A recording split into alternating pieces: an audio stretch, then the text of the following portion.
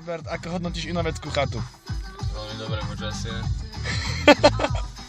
Auto išlo, nečakali sme to. Neboli reťaze, nevadí, ale dobre, veľmi dobre.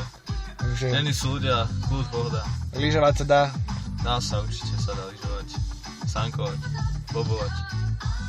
Každý si príde na svoje, hovoríš teda. Určite áno. A chcem takouto cestou chcem ľudí pozvať na inú vec. Kto sem nejde, nemôže ľutovať do konca života. Toto posledný víkend by som to hodnotil tak, to už kto nevystihol.